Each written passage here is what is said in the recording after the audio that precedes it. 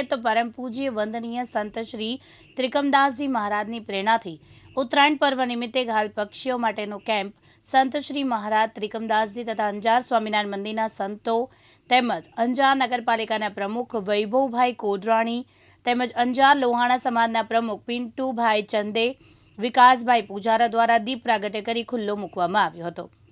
જેમાં સંવેદનના ગૌસેવા ગ્રુપના ડીસી ઠક્કર, પિયુષભાઈ પૂજારા, અશોકભાઈ સોની, દિલીપભાઈ ચંદે, વિનોદભાઈ ચંદે, નીતિનભાઈ નિજાનંદ, પ્રવીણભાઈ ગજ્જર, સુરેશભાઈ છાયા, અક્ષયભાઈ ઠક્કર, ભાવેશભાઈ પ્રજાપતિ, ચેતનભાઈ ઠક્કર, મહાદેવભાઈ બત્તા, મુનિ સુરવત સેવા મંડળના વિજયભાઈ મેમસાબ, જીતુભાઈ દોશી, રાજ ગાંધી, અંજાર પાંજરાપોરના પ્રમુખ મહેશભાઈ દોશી, શહેરના અગ્રણી જયેન્દ્રસિંહ જાડેજા, હરેશભાઈ પંડ્યા, જહાંગીર સમાજના પ્રમુખ વિજયભાઈ સુથાર તેમજ કામધેનુ ગૌસેવા સારવાર કેન્દ્રના ડોક્ટર રવિભાઈ જોશી સારવાર માટે કેમ્પમાં હાજર રહેશે। આ કેમ્પ નવીનભાઈ પૂજારા તરફથી સહયોગ મળી રહ્યો છે। આજરોજ સમગ્ર ભારતમાં ઉત્તરાયણ એટલે મકર સંક્રાંતિનો તહેવાર ઉજવી રહ્યો છે, ત્યારે અંજાર નગરમાં જે ઐતિહાસિક શહેર છે ત્યાં પણ એ જ રીતનું આયોજન કર્યું છે, જેમાં આપણે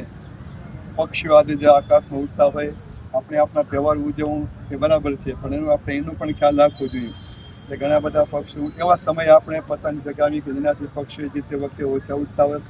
અને કદાચ કોઈ પક્ષી ઘાયલ થાય તો અમારું જે આ ટ્રસ્ટ છે, કામધેનુ ટ્રસ્ટ છે, સદાબાગ છે, અંજાર પાંજરાપોળ, અલગ અલગ સમિતિના ગ્રુપની જે સંસ્થાઓ છે, કેટલા વર્ષોથી આ રીતના એક અંજાર ટાઉન મધ્યે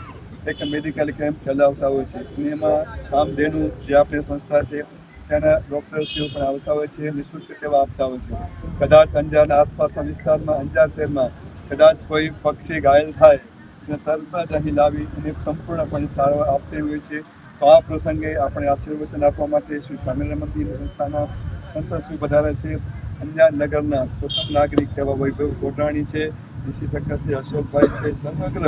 ગૌસેવાના જે મહેશભાઈ છે, આજે પધાર્યા છે, ને પોતાનું 100% પિયુષભાઈની જે ટીમ છે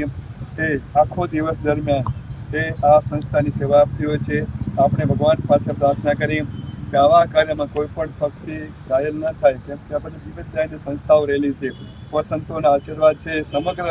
જે ટીમો વધારે છે એની પણ એક ભાવના કોઈ પણ પક્ષી ઘાયલ છે મારી પાસે ન આવે,